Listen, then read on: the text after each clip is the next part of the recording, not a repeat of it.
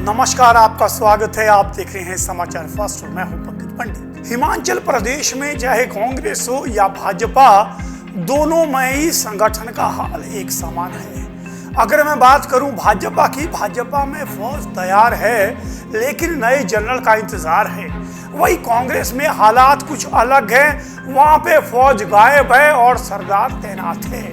हिमाचल प्रदेश की गुटबाजी की यह कहानी है जिसमें कांग्रेस और भाजपा दोनों ही बराबर की जिम्मेदार हैं। हालांकि भाजपा भले ही अनुशासनात्मक पार्टी होने का दावा करती हो, लेकिन बात यहां पर भी जाकर के हाईकमान पर अड़ी है।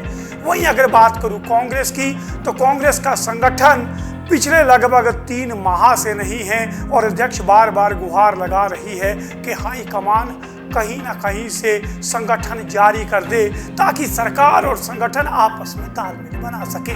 तो यही हमारा आज का मुद्दा है कि प्रदेश की गुटबाजी हर जगह है हावी, बात चाहे कांग्रेस की हो चाहे भाजपा की हो। आइए शुरुआत करते हैं भाजपा से। भाजपा विश्व की सबसे बड़ी पार्टी है, सबसे बड़ा लोकतांत्रिक चुनाव करती है। प्रदेश में भी चुनाव हुए, सभी संगठनात्मक जिलों में जिला अध्यक्ष चुने गए और जैसे ही जिला अध्यक्षों का चुनाव हुआ, ऐलान कर दिया कि अतिशीघ्र नया अध्यक्ष आने वाला है। लेकिन इंतजार करते करते काफी लंबा अरसा हो गया, बजट 70 भी निकल गया, लेकिन आज तक भाजपा के अध्यक्ष की ताजपोशी हाईकमान के किसी फाइल में अटकी हुई है। अब बात होती है कि आखिर ये अटकी क्यों है। सुखविंदर सिंह सुक्खू अक्सर कहते हैं भाजपा 5 गुटों में बटी है, लेकिन कहीं ना कहीं लगता है कि 5 भले नहीं लेकिन भाजपा जरूर गुटों में बटी है, क्योंकि एक तरफ एक खेमा चाहता है कि बिंदल को एक्सटेंशन ना मिले, वहीं कोई पैरवी कर रहा है कि कांगड़ा से जो है वो सियासी किसी को आगे बढ़ाया जाए। लेकिन कुल मिलाकर के जयराम ठाकुर, अनुराग ठाकुर और सबसे बड़ा चेहरा जेपी नड्डा, ये 3 बड़े चेहरे हैं हिमाचल प्रदेश के, जिनकी सहमति के बाद ही प्रदेश में अध्यक्ष की तैनाती होगी। दावेदार बहुत ज्यादा हैं। बिंदल दावा करते हैं कि उन्होंने बेहतर कार्य किया है इसलिए उन्हें एक्सटेंशन मिलनी चाहिए। वहीं सत्ती का दावा भी मजबूत है, क्योंकि मुकेश को अगर रोकना है तो उन्ना से सत्ती को लाना होगा। वहीं एक खेमा जो है वो कांगड़ा की पैरवी करता है। कांगड़ा में बहुत चेहरे हैं, इंदु गोस्वामी है, विक्रम ठाकुर हैं, उसके बाद वहाँ पे विपिन सिंह परमार हैं, काफ़ी बड़े चेहरे हैं। वही राज्यसभा सांसद जो है वो डॉक्टर सिकंदर की पैरवी भी जो है वो जमकर की जा रही है। लेकिन कुल मिलाकर के खेमेबाजी में बटी इस भाजपा में तय नहीं हो पा रहा है, क्योंकि जो एक चेहरा एक खेमे को पसंद है वो दूसरे को पसंद नहीं है। इसी उलझन में कांग्रेस के अध्यक्ष की तैनाती जो है फंसी है। हालांकि बिंदल काफी जोर लगा रहे हैं। शिमला में जो प्रदर्शन हुआ वो पूरी तरह से बिंदल का प्रदर्शन था और बिंदल ने उसमें पूरा जोर भी लगाया भीड़ जुटाने को।